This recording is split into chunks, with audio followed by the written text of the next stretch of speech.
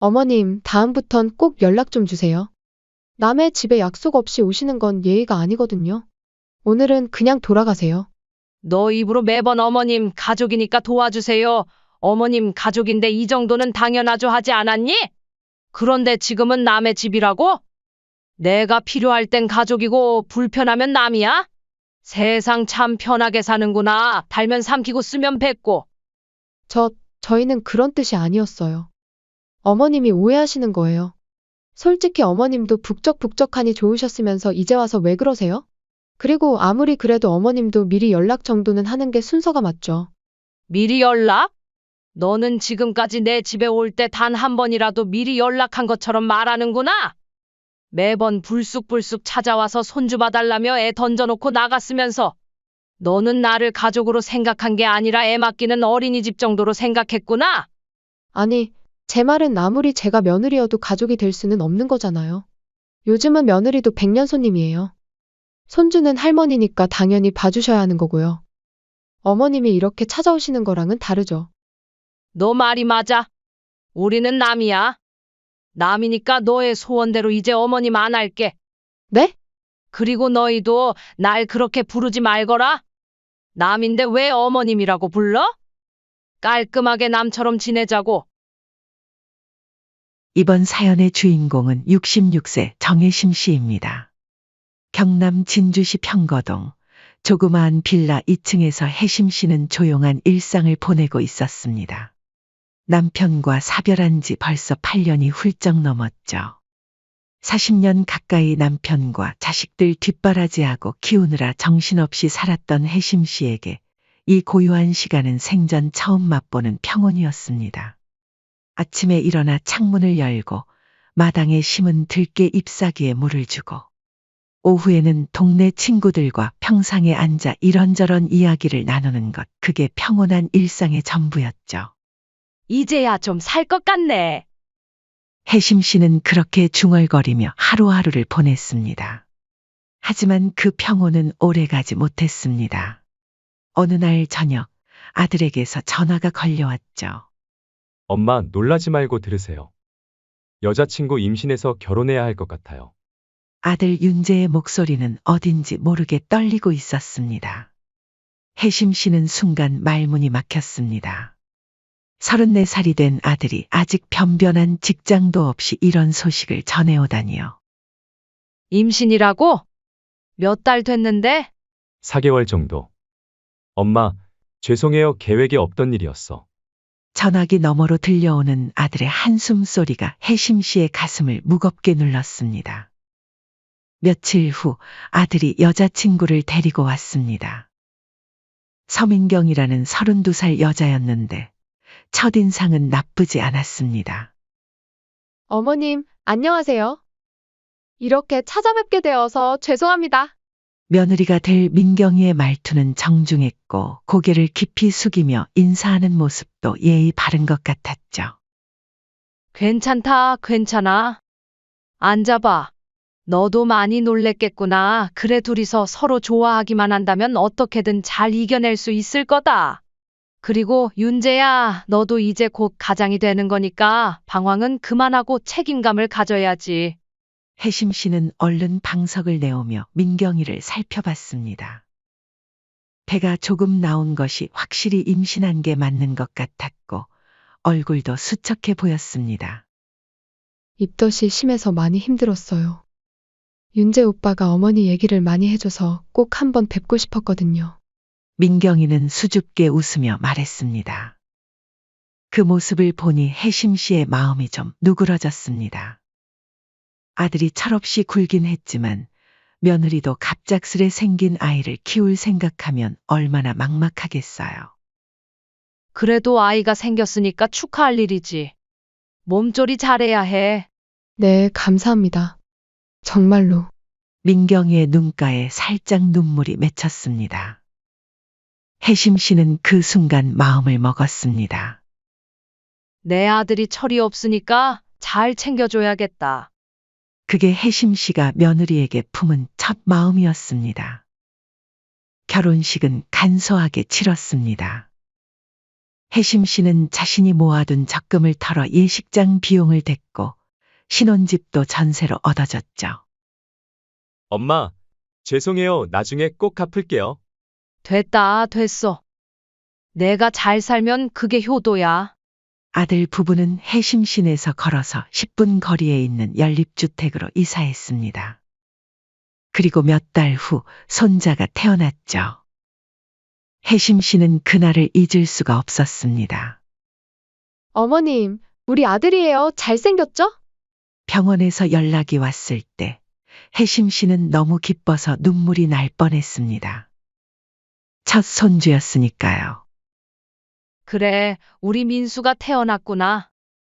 혜심 씨는 곧바로 미역국을 끓이고 간병 준비를 했습니다. 하지만 며느리는 산후조리원에 가겠다고 했죠. 어머님, 요즘엔 다들 산후조리원에서 하더라고요. 제가 워낙 몸이 약해서. 혜심 씨는 이해했습니다. 하지만 산후조리원 비용도 결국 혜심 씨가 부담하게 되었죠. 민경이가 산후조리원에서 나온 후에도 한동안은 조용했습니다. 가끔 손주 사진을 카톡으로 보내주면서 안부를 묻는 정도였죠. 하지만 민수가 생후 3개월이 되던 어느 날이었습니다. 혜심 씨가 저녁 준비를 하고 있는데 초인종이 울렸어요. 어머님, 저예요. 문을 열어보니 며느리가 민수를 안고 서 있었습니다. 어머, 민경아? 갑자기 웬일이야? 어머님, 죄송한데 아이 맡길 데가 없어서요. 잠깐만 봐주실 수 있어요? 민경이의 표정은 급해 보였습니다. 그래, 그럼. 들어와, 들어와. 혜심 씨는 얼른 며느리를 맞아들였습니다. 급한 일이 생겨서요. 정말 잠깐만 부탁드릴게요. 뭔 소리야? 손주 보는 게 뭐 어려운 일이라고. 마음 놓고 다녀와. 혜심 씨는 손주를 안아드렸습니다.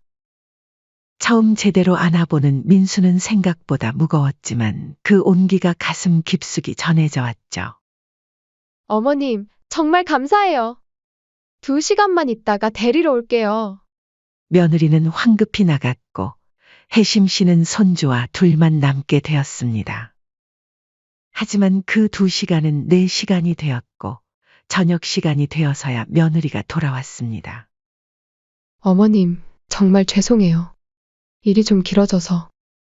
괜찮다. 민수랑 재미있게 놀았어. 혜심 씨는 웃으며 말했지만 사실 혼자 아이를 돌보는 건 생각보다 힘들었습니다. 하지만 혜심 씨는 며느리를 이해하려고 했습니다. 며느리도 힘들겠지. 가끔 이런 부탁쯤이야. 그게 시작이었습니다. 그 이후로 며느리는 일주일에 한두 번씩 손주를 맡기러 왔습니다. 어머님, 오늘도 부탁드려도 될까요? 그래, 그래. 데려와. 혜심 씨는 매번 웃으며 받아들였습니다. 서로 이해하고 배려하면서 가족이 되어가는 거라고 생각했거든요. 며느리도 처음에는 고마워했습니다. 어머님, 정말 감사해요. 덕분에 숨 좀 쉴 수 있어요. 뭔 소리야? 가족인데 당연한 거지. 하지만 시간이 지나면서 뭔가 조금씩 달라지기 시작했습니다.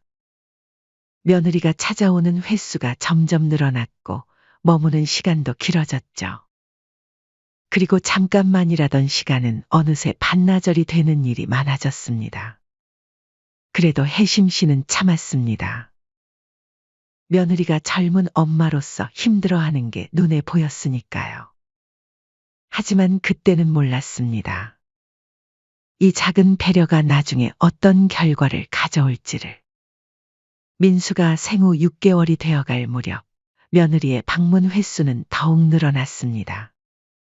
처음에는 일주일에 한두 번이던 것이 이제는 거의 격일로 찾아왔죠. 그것도 시간이 더 길어졌습니다. 어머님, 오늘도 부탁드려요. 며느리는 이제 미안해하는 기색도 별로 없어 보였습니다. 그저 당연하다는 듯이 불쑥불쑥 찾아와 아이를 맡기고 가버렸죠. 그런데 어느 날 며느리가 평소와 다른 부탁을 해왔습니다. 어머님, 오늘은 도저히 밥할 힘이 없어요. 밥 좀 먹고 갈게요. 저 불고기랑 저번에 해주셨던 된장찌개 해주시면 안 돼요? 혜심 씨는 당황했습니다. 손주를 봐주는 것과 식사까지 해주는 건 차원이 다른 일이었거든요. 하지만 며느리의 얼굴을 보니 정말 지쳐 보였습니다. 뭐 별거 없지만 들어오거라. 혜심 씨는 급히 장을 보러 나갔습니다. 된장찌개에 멸치볶음, 시금치 나물에 불고기까지. 급하게 장을 보고 와서 음식을 준비하는 일이 쉽지는 않았지만 며느리가 힘들어하는 것 같으니 그러려니 했죠. 어머님, 맛있어요. 역시 어머님이 해주시는 게 최고예요. 며느리는 맛있게 먹으며 칭찬을 아끼지 않았습니다. 하지만 밥을 다 먹고 난 후에도 설거지는 하지 않았습니다. 어머님, 민수가 자니까 저도 좀 쉬어도 될까요? 그러더니 거실 소파에 눕더니 스마트폰만 만지작거렸습니다. 어머니, 물 좀 갖다 주세요. 감사해요. 혜심 씨는 며느리의 심부름꾼이 된 것 같았습니다. 설거지는 혜심 씨가 다 하고 며느리는 소파에서 휴대폰만 보고 있었죠. 처음에 한두 번쯤이야 이해해 주려 했지만 갈수록 이런 일이 점점 잦아져 점점 인내심이 바닥이 나고 있었죠. 일주일에 두세 번씩 며느리가 아이를 데리고 와서 밥을 해달라고 했고 혜심 씨는 그때마다 장을 보고 요리를 해주었습니다.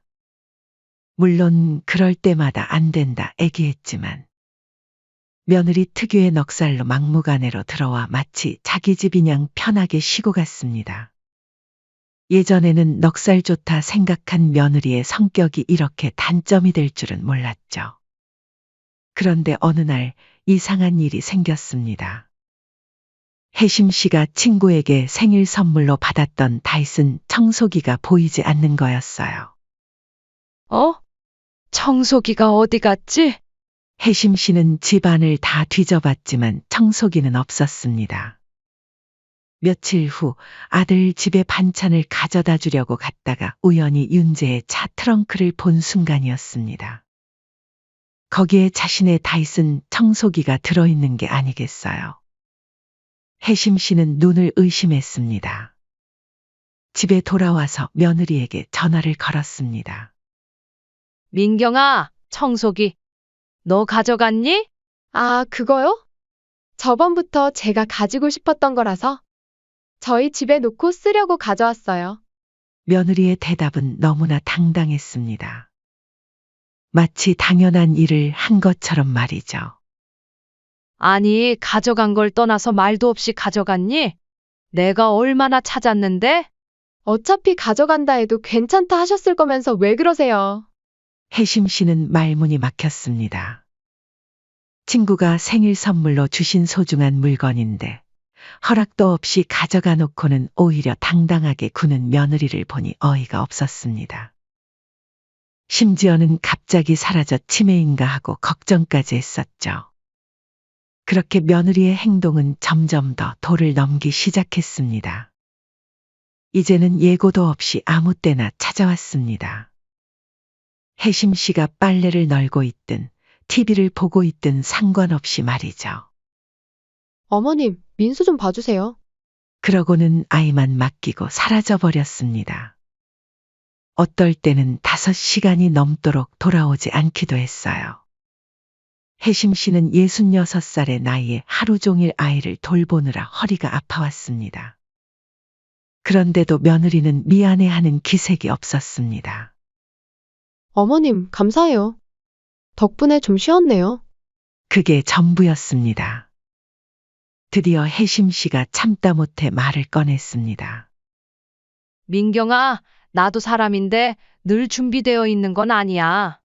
어쩌다 한두 번이야 내가 봐줄 수 있지만 이렇게 매번 당연하다는 듯 맡기고 가면 난처하단다. 혜심 씨는 최대한 부드럽게 말했습니다. 하지만 며느리의 반응은 예상과 달랐습니다. 어머님, 어차피 혼자 사시잖아요. 우리가 오면 심심하지도 않고 좋으셨잖아요. 며느리는 웃으면서 대답했습니다. 맨 처음엔 좋다고 하셔놓고 이제 와서 그러시는 거 좀 쪼잔하신 거 아니에요? 그 순간 혜심 씨의 가슴에 차가운 기운이 내려앉았습니다. 쪼잔하다고. 혜심 씨는 지금까지 며느리를 위해 얼마나 많은 것을 해줬는지 생각해 봤습니다. 일주일에 서너 번씩 손주를 돌봐주고 밥까지 해서 먹여주고 청소기까지 가져가도 참아줬는데 그런데 미리 연락해달라는 당연한 부탁을 쪼잔하다고 말하다니요. 혜심 씨는 그 말을 듣고 있는 자신이 믿어지지 않았습니다. 내가 실수했구나. 해준 만큼 이해해 줄 줄 알았는데 이제는 점점 당연한 게 되어가구나. 며느리에게는 혜심 씨의 배려와 도움이 그저 외로운 시어머니를 위한 봉사활동 정도로 여겨지고 있었던 거였습니다. 고마움은커녕 오히려 자신들이 해준 거라는 식으로 말하는 며느리를 보니 혜심 씨는 깊은 배신감을 느꼈습니다. 그날 밤 혜심 씨는 잠을 이룰 수 없었습니다. 며느리의 말이 계속 머릿속에 맴돌았거든요. 혜심 씨는 자신이 지금까지 뭘 하고 있었는지 혼란스러웠습니다. 며칠 후 아들에게서 전화가 걸려왔습니다. 엄마, 이번에 반찬 좀 해서 집에 가져다 줄 수 있어요? 혜심 씨는 한숨을 쉬었습니다. 너네가 좀 해서 먹을 순 없겠니? 언제까지 엄마한테 의지할래? 아들이고 며느리고 맨날 부탁만 하는구나. 저희가 해 먹을 수 있긴 한데 엄마가 해주시는 게 더 맛있단 말이에요. 대신 다음에 저희가 맛있는 거 사드릴 테니까 이번만 해주세요. 그래, 그럼 다음번에 너네 올 때 해다 줄게. 이번만이다. 혜심 씨는 정성스럽게 된장찌개를 끓였습니다. 멸치볶음에 시금치나물, 배추김치까지. 1시간 넘게 정성을 들여 반찬을 만들었죠. 비닐봉지 2개에 나눠 담고 보니 제법 묵직했습니다. 가만히 있어봐. 어차피 근처에 볼 일도 있고 하니 아들 집에 들릴 겸 가져다 주자. 혜심 씨는 그렇게 생각하며 아들 집으로 향했습니다. 아들 집 앞에 도착해서 현관 벨을 눌렀죠. 누구세요? 며느리의 목소리가 인터폰으로 들려왔습니다. 나야, 민경아. 반찬 좀 해가지고 왔어. 잠시 후 문이 열렸습니다. 며느리가 나타났는데 잠옷 차림의 얼굴이 상당히 불쾌해 보였습니다. 어머님, 무슨 일이세요? 자다 깼잖아요. 며느리의 첫 마디부터 차가웠습니다. 아니, 된장찌개랑 반찬 좀 해가지고. 그냥 잠깐 들렀어. 제가 반찬 좀 해달라고 그랬었나요? 오늘? 윤재가 해달라 했었지. 너 좋아하는 된장찌개도 가져왔다. 아, 오빠가요? 근데 오늘 달라는 말은 아니었을 텐데. 혜심 씨는 손에 든 봉지를 들어 보이며 말했습니다. 그런데 며느리의 반응은 예상과 전혀 달랐습니다. 어머님, 다음부턴 꼭 연락 좀 주세요. 남의 집에 약속 없이 오시는 건 예의가 아니거든요. 며느리는 조금도 망설이지 않고 말했습니다. 설마 가족이라고 아무 때나 와도 된다고 생각하신 건 아니죠? 그리고는 반찬 봉지도 받지 않은 채 문을 닫으려고 했습니다. 그 순간 혜심 씨의 머릿속이 하얗게 변했습니다. 남의 집이라고? 가족이라고? 손에 든 반찬 봉지가 갑자기 납덩이처럼 무겁게 느껴졌습니다. 혜심 씨는 순간 깨달았습니다. 자신은 며느리에게 필요할 때만 어머님이고 불편할 때는 남이었던 거죠. 남의 집이라고? 가족이라고? 혜심 씨의 목소리가 떨렸습니다. 그럼 너 지금까지 내 집에 올 때는 뭐였어? 그때는 가족이었고, 어머님, 그건 너 입으로 매번 어머님 가족이니까 도와주세요. 어머님 가족인데 이 정도는 당연하죠 하지 않았냐? 혜심 씨는 지금까지 며느리가 했던 말들을 하나하나 되짚었습니다. 그런데 지금은 남의 집이라고? 내가 필요할 땐 가족이고 불편하면 남이야? 며느리는 당황한 듯 말을 더듬었습니다. 그건 저희는 애가 있으니까 어쩔 수 없이. 어쩔 수 없이? 그럼 내가 찾아온 것도 어쩔 수 없이야. 너네들이 해달라고 부탁해서 만든 반찬 가져온 거잖아. 혜심 씨는 계속해서 몰아붙였습니다.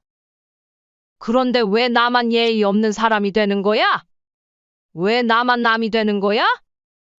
저희는 그런 뜻이 아니었어요. 어머님이 오해하시는 거예요. 오해라고. 혜심 씨는 허탈한 웃음을 터뜨렸습니다. 그럼 지금 내 앞에서 남의 집이라고 한 건 오해니? 가족이라고 아무 때나 와도 된다고 생각하냐고 한 것도 오해야? 그건 아무리 그래도 어머님도 미리 연락 정도는 하는 게 순서가 맞죠. 미리 연락? 너는 지금까지 내 집에 올 때 단 한 번이라도 미리 연락했니?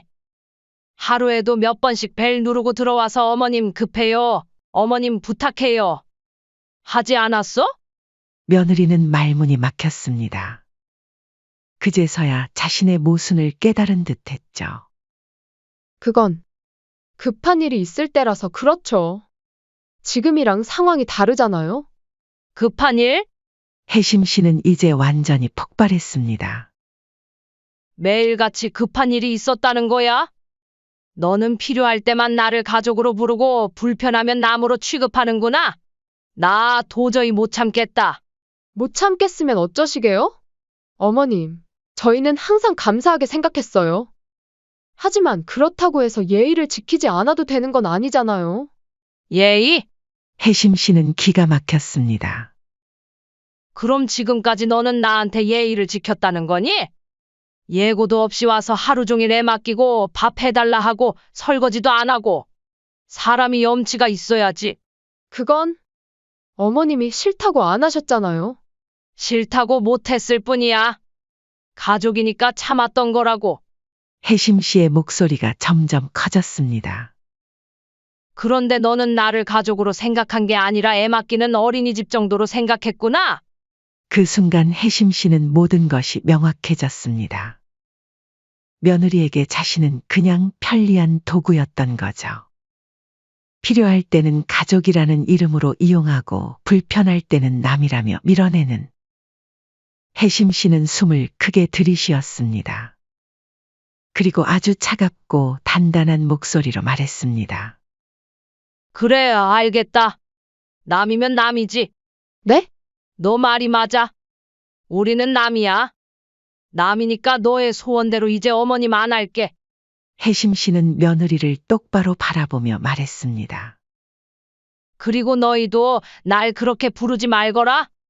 남인데 왜 어머님이라고 불러? 네? 오늘 이후로 나는 이제 어머님 안 할게. 그리고 너희도 날 그렇게 부르지 마.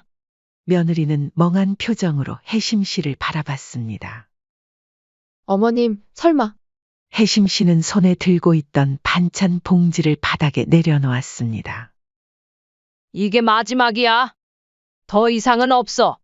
그리고는 돌아서서 걸어가기 시작했습니다. 어머님, 잠깐만요. 어머님, 뒤에서 며느리가 부르는 소리가 들렸지만 혜심 씨는 돌아보지 않았습니다. 복도를 걸어가면서 혜심 씨는 가슴이 뛰는 것을 느꼈습니다. 무서웠지만 동시에 시원했습니다. 그동안 참고 참았던 말들을 다 쏟아낸 것 같았거든요. 아들 집 현관문이 쿵 하고 닫히는 소리가 복도에 울렸습니다. 그 소리가 혜심 씨의 마음속에서도 한 번 더 울렸습니다. 이제 정말 끝이었습니다. 하지만 며칠 후 그날의 일은 잊은 건지 벨이 울렸습니다. 혜심 씨는 인터폰으로 받습니다. 며느리가 손자 민수를 유모차에 태우고 뻔뻔하게 서 있었죠. 어머님, 애 좀만 봐주세요. 저 급하게 나갈 때가 있어서요. 익숙한 목소리, 익숙한 부탁이었습니다. 하지만 이번에는 달랐습니다. 혜심 씨는 인터폰을 누르지도 않았습니다. 그냥 조용히 앉아서 차를 우렸죠. 어머님, 계시죠? 어머님, 벨이 계속 울렸지만 혜심 씨는 움직이지 않았습니다. 10분, 20분이 지나자 며느리의 목소리가 점점 초조해졌습니다. 어머님, 정말 급해요. 제발 문 좀 열어주세요. 누구신데 애를 맡기겠다는 거예요? 저번 일 아직도 꿍에 있으신 거예요? 그때는 제가 잘못했어요, 어머니.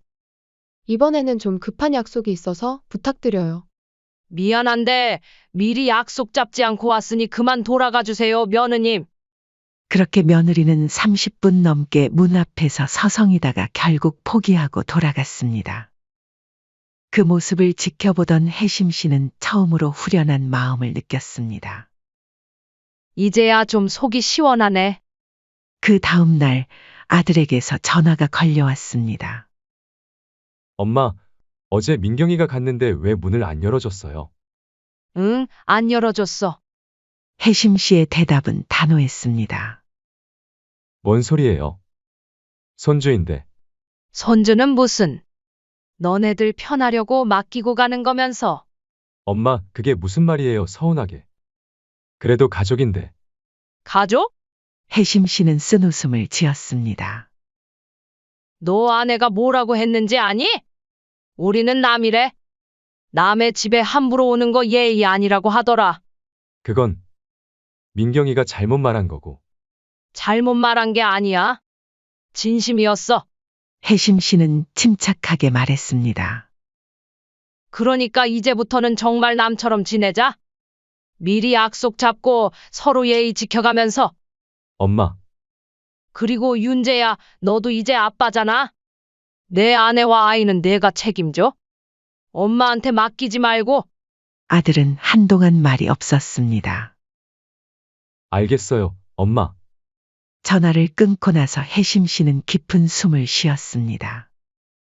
서운하긴 했지만 동시에 홀가분했습니다. 한 달이 지나자 혜심 씨의 일상은 완전히 달라졌습니다. 아침에 일어나 여유롭게 아침을 먹고 오후에는 동네 친구들과 수다를 떨고 저녁에는 혼자 조용히 TV를 보는 시간.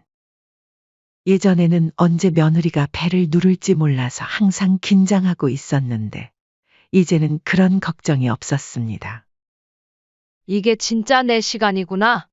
혜심 씨는 그렇게 중얼거리며 웃었습니다. 그런데 2달이 지난 어느 날 아들이 며느리와 함께 찾아왔습니다.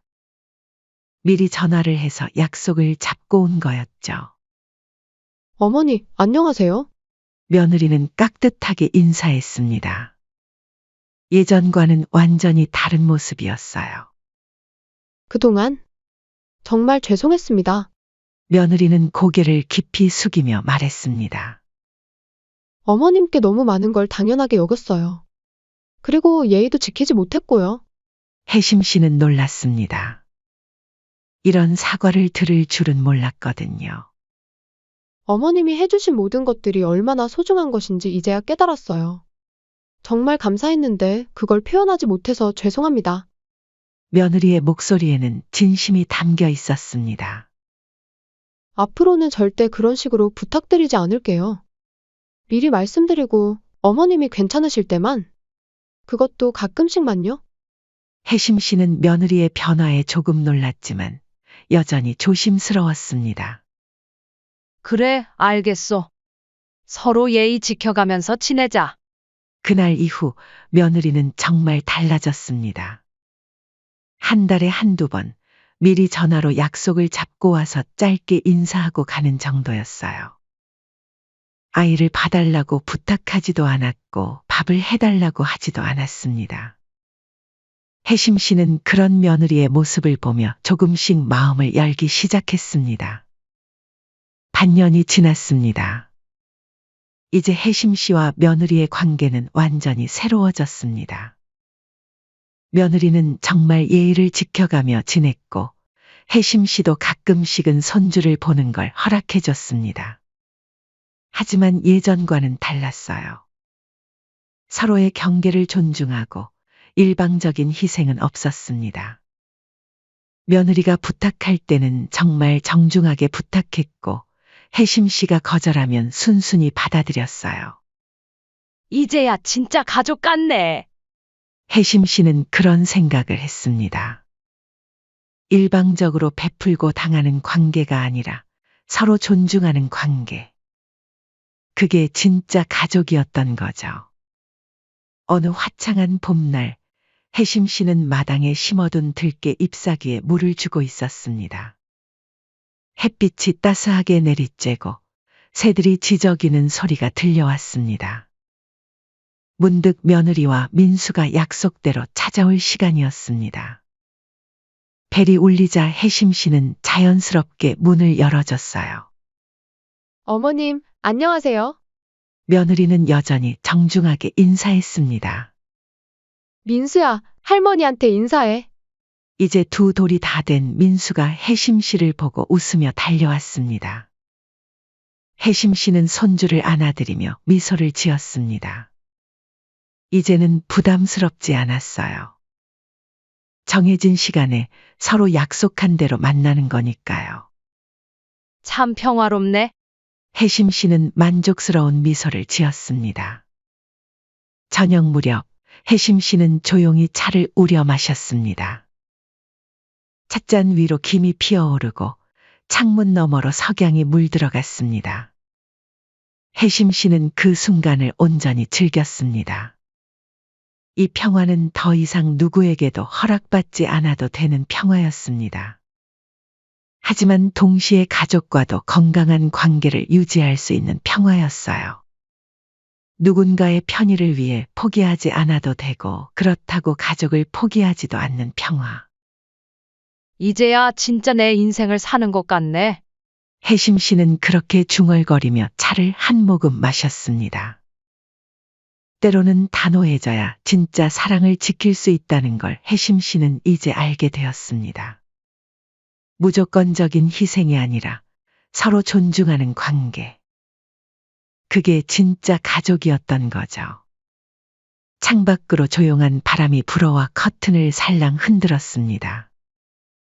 혜심 씨는 그 바람을 맞으며 진정한 만족감을 느꼈습니다. 자신을 지키면서도 가족을 사랑할 수 있는 방법을 찾은 거였으니까요. 그날 밤 혜심 씨는 오랜만에 깊고 편안한 잠에 들었습니다. 내일도 자신만의 시간을 가질 수 있고 동시에 가족과도 건강한 만남을 가질 수 있다는 확신과 함께 말이죠. 이제 진짜 모두가 행복한 인생이 시작된 거였습니다.